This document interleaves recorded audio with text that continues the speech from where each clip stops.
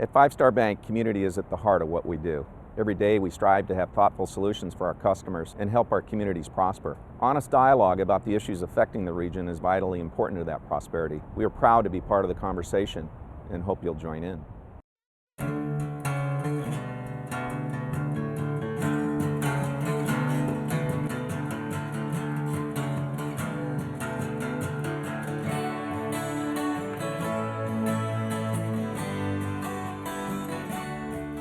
It's commonly believed that a vibrant art scene impacts a community from its ability to attract business to its quality of life. Like other artistic fields, over the past few years, the performing arts has had to weather a bad economy, changing tastes, and competition for the attention of its audiences. We have two guests with differing paths, one new to his organization in Sacramento and the other preparing to change roles. Joining us today are Rob Tannenbaum of the Sacramento Region Performing Arts Alliance, a recent arrival who is piloting a new business model, and Stephanie Gallart of Capitol Stage Theater, on the eve of stepping down as artistic director after driving the growth of the theater for the past 7 years. So what do we have? And Stephanie, I'll start with you. What do we have to celebrate in this region in the performing arts today? Well, you know, having been in this community and involved in the arts for close to 20 years now, I would say that as we are kind of coming out the other end of this really difficult time economically, that the art scene is stronger and more diverse than before the recession. And that is really something That's amazing to hear, really. It really is. How so? There's more going on. There's more diversity in the kind of work that's going on, and I think that the arts are becoming a more present part of the dialogue in the community. There's more awareness of what's going on out there. I think we still have a ways to go, but compared to where we were before the recession. And Rob, as a guy who it comes from the East, and really from the East because of your time in Europe, that's right. You arrive here, what do you see?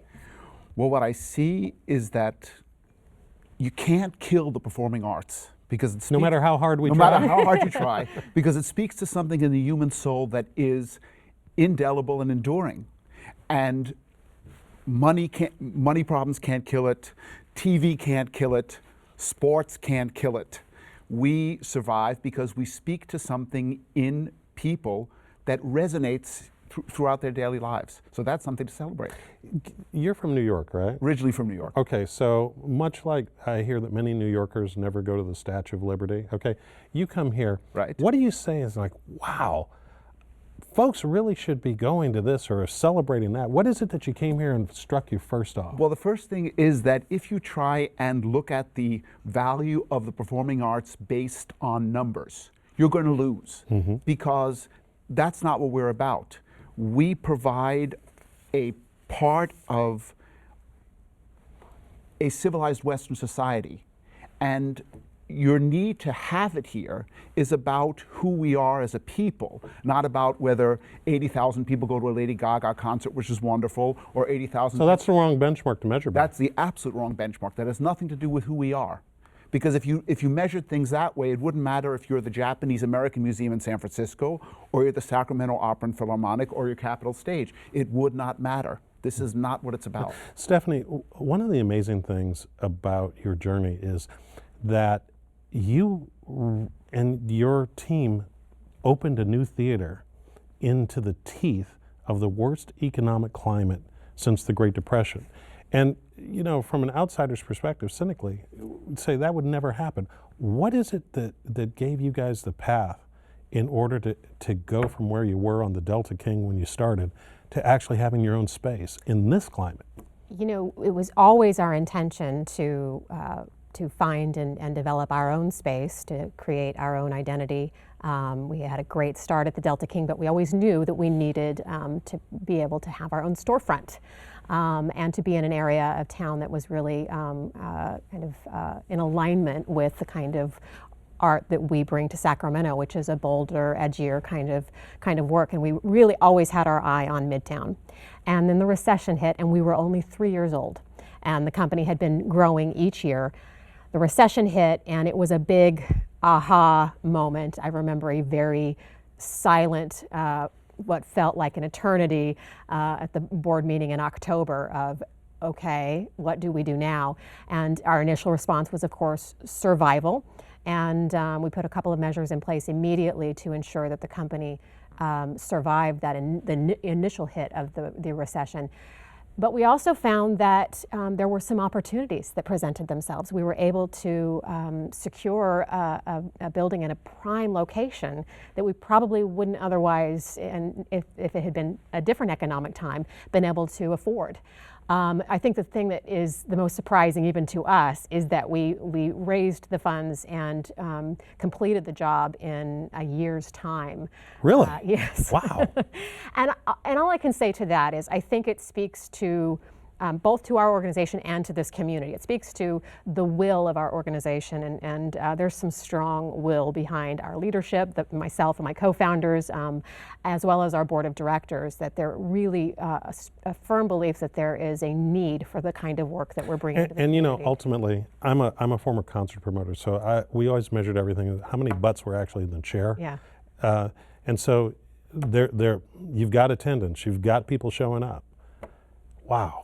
We do, and we just opened on Saturday our third season in our new space. So it's our 9th season as an organization, but it's our 3rd season in Midtown, and we have been experiencing significant growth every season. We're already ahead this season of where we ended last season. So it raises an issue which, Rob, you wrote about recently, and it was a kind of a capsule of the problem with the arts in general, at least as it's typically described, and trying to make sure that the product and the offering matches the audience. And so this was from The Onion, and it goes like this. It's about opera, one of your favorites.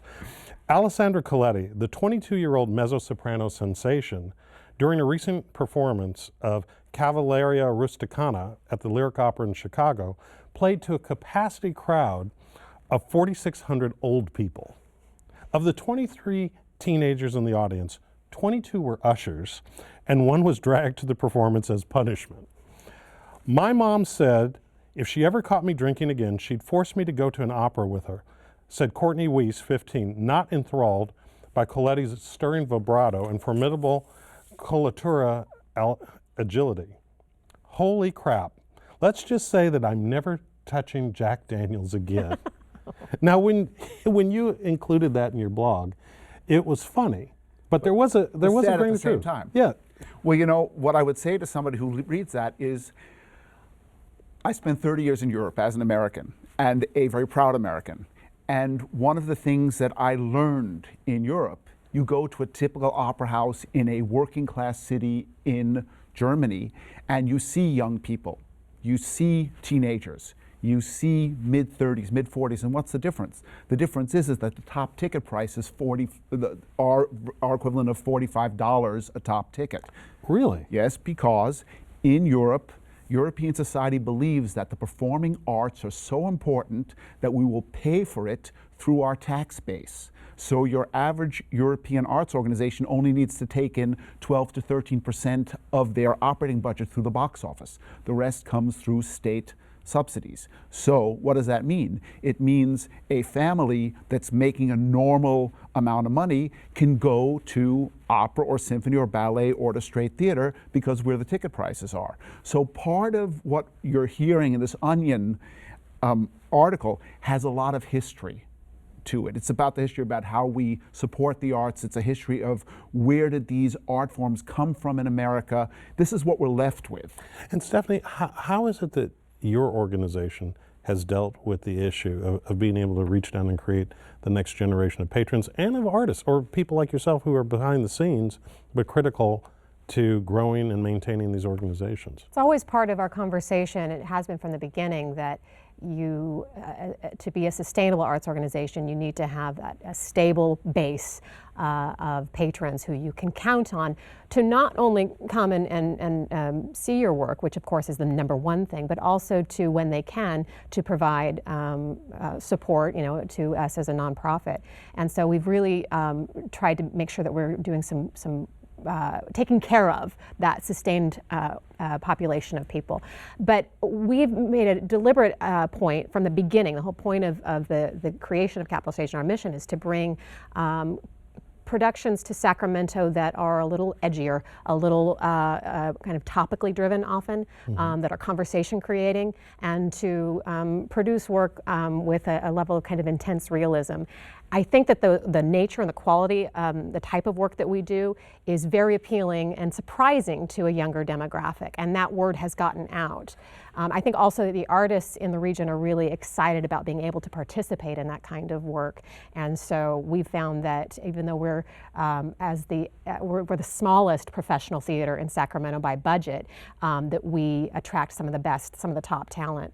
That's great. And let me just ask you, how did you kind of find yourself in this field in the first place? Well, I started off as an actor, and I was performing both locally here and in the Bay Area, but Sacramento was my home base, and I was finding that the work that I was really responding to and really excited about was things that were productions that were happening in the Bay Area, and I saw an opportunity to one, to keep myself more kind of planted here, and two, to bring a kind of work to our community that wasn't happening at the professional level. And I found a couple of other artists with some business acumen who were interested in the same kind of thing, and we took a chance. So you're sort of like the Sacramento version of United Artists then, right? Sure, yeah. Okay, all right. Okay, I'll take that. And you, my friend, you're like a world traveler. I mean, you know, all of this high society stuff in Europe and all that sort of stuff. What brought you here? Well, you know what's so interesting is when I listen to Stephanie, and I'm so jealous of the fact that she does a type of art that focuses in on that internal, intimate moment. And I work in an arts field that basically was born as a show-off. It was opera, symphony orchestra, and if you add ballet to that, were born so that houses of royalty and then later big industrial cities could show how much money they could spend on an art form. Really? They were designed to be show-off forms of art that cost more than they bring in. So if you think about it, a perfect example, Paris in the 19th century developed what they called the French Grand Opera. They were 5 acts long. They had at least 2 ballets with a chorus of over almost 100 people and 12 soloists and stage effects. This was all about strutting your stuff. So I fell in love with art forms that hit you in the face like an avalanche. I remember when I was a kid, I was living in New York City, and my mother only took me every once in a while to the Metropolitan Opera, but we sat in the second row. So you're sitting in the second row and the curtain opens up and there are just all these people in this huge orchestra, and you're sitting there and you just get bowled over. So the problem with that is that if you fall in love and want to represent a monumental art form, an art form that really does its job through its size and through its power, it costs a lot of money. Right. And people love it. You know, we Americans have a taste for the monumental. And we've lost it a bit in the performing arts because it's so expensive to do. You know, 50, 60 years ago, it was a very simple equation. There was always, no matter whether you were in St. Louis or LA or New York or Chicago, there was a group of wealthy people who were willing to support these art forms and provide them for the rest of the community. There are many reasons why that's less so today, but these art forms have a unique ability, the same way that these smaller art forms have a very unique ability. And it's often said, Stephanie, that the performing arts are the sort of the gateway to appreciation of other arts forms, and so theater and things like that start to move people down the road to where it is that they can appreciate as they grow and change and look for influences. Art itself and all of its, you know, whether it's visual or other forms, you know, opera or anything else. You say that you do edgier work. Is the catalog that you guys look at something that is purposely different in order to try and be that gateway? Well, I think that we look to things that feel very relevant. And I like to say that we, at Capital Stage, we do more than entertain, because of course, if you don't go to the theater to be taught or to have a conversation about serious issues, you go to be entertained. But the arts serve a greater purpose than entertainment. The entertainment's the minimum barometer. That's the minimum we should be giving you is entertainment. What we can also offer is an opportunity to engage with one another as a community about ideas, about the experience of being a human being, about issues that we're dealing with locally, globally, and so I look specifically for productions, and typically they're contemporary works, but we also do some kind of reimagining of classic works that will pique the kind of where we're at, what the consciousness of our community is, where I kind of, based on my sensibilities, where I think we are, where I think what are the conversations I think that we should roll up our sleeves and have together. And that really drives the selection of the pieces. It's funny when you say that. It's interesting. When we sit alone on ourselves in our offices, we say, well, opera, for example, is always about sex, politics, and religion, the only three things that you really have a problem talking about in public. So, again, when sitting here talking to you, I'm totally jealous because, of course, the work that you do, you can actually say, well, yes, it is about politics, it is about religion, it is about sexuality, it is about all of these social issues.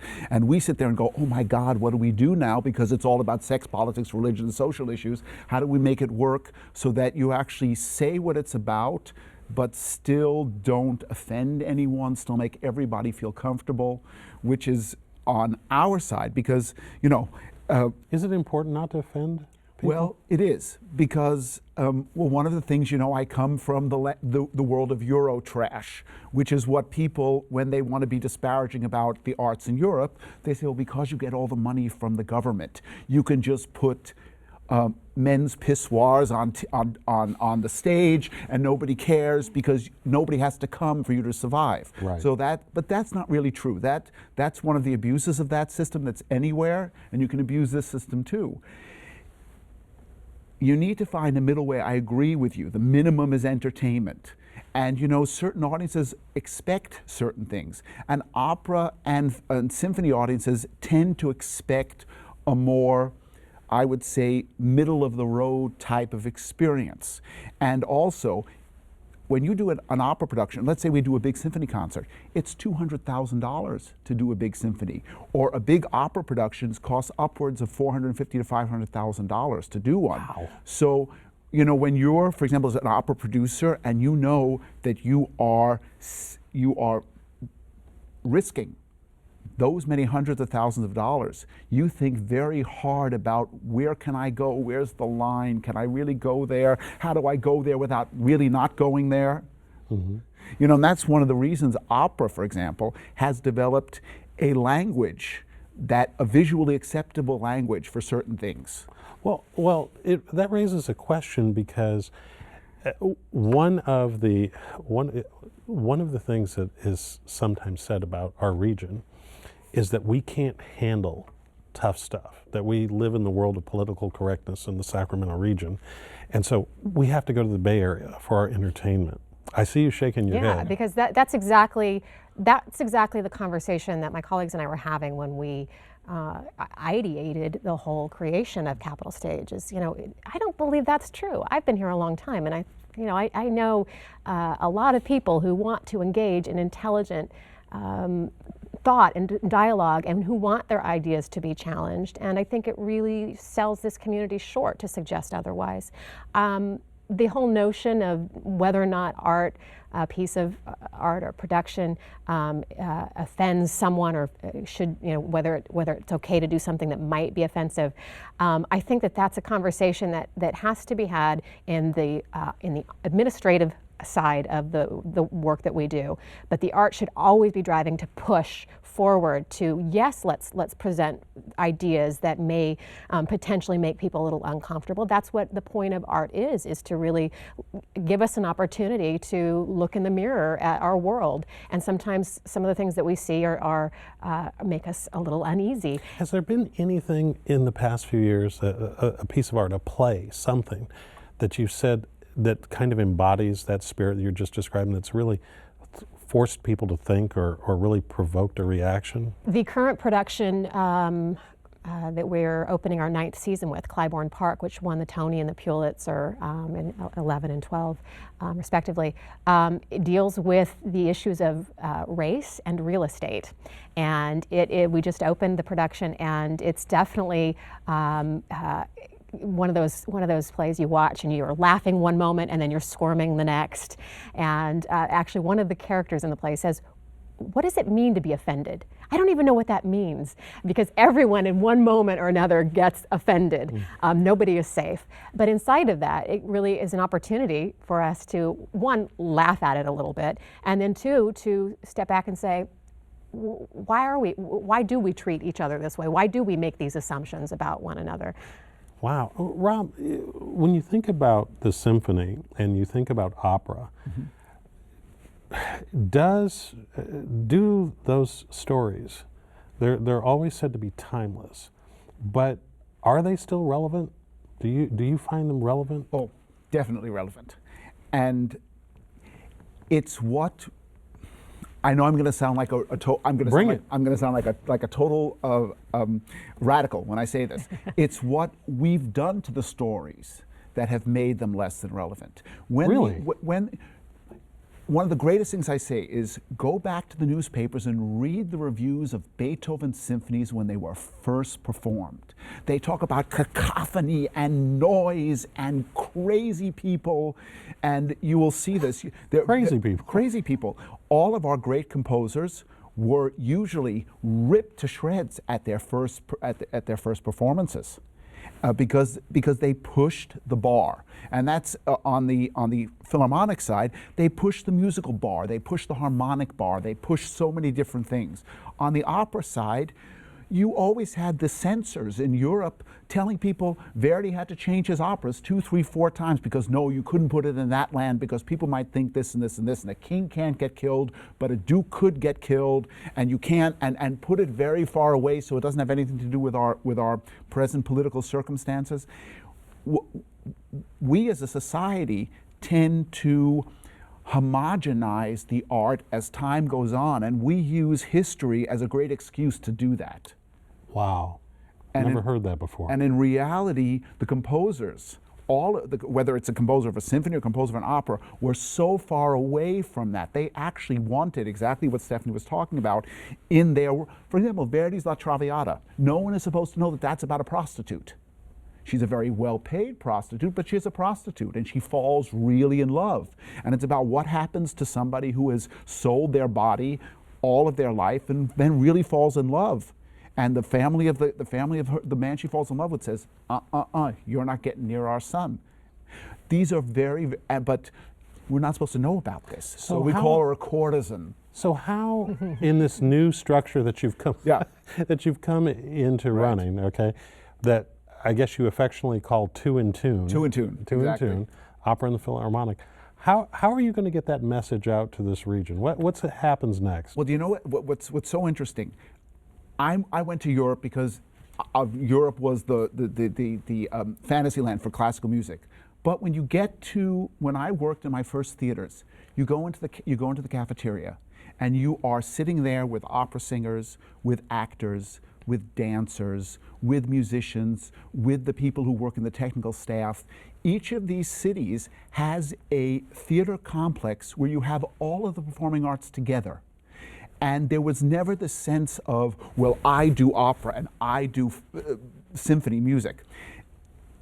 So this is what you've imported here? This is what I want to bring. Mm-hmm. First of all, in these theaters where I've worked, every division had their own artistic vision and had the right to their own artistic vision. Being together didn't mean that you homogenized things. If anything, what it did was, it made marketing so much easier. It made the public relations so much easier. You could do a Romeo and Juliet weekend, or you could do, you could create your programming. Do you think that this is going to be the wave of the future? It has to be the wave of the future. You know, as I said, I'm totally jealous. When I meet Steph, I'm totally jealous because smaller art forms can actually have much more flexibility. All right. And if that's what's next, I believe it's what has to be next. it'll be interesting to see how much comes together in terms of other organizations starting to follow suit. Stephanie, in our final moments, you're about to make a transition yourself. You're stepping down as creative director. What's next for Capitol Stage and what's next for you? Well, for myself, I'm going to take a little bit of time and have the kind of luxury of working behind the scenes a little bit more. I'll continue to be involved with Capitol Stage. We'll do some freelancing as a director, but it's been a very intense, more than a decade of building this company up and getting it to the place where it's very stable. And so for the company, it's a kind of continued focus on our current mission while kind of expanding our presence nationally. We've recently... Okay. And we're going to go ahead and leave it there. Okay. All right. Well, that's our show. Thanks to our guest and thanks to you for watching Studio Sacramento. I'm Scott Syfax. See you next time right here on KVIE.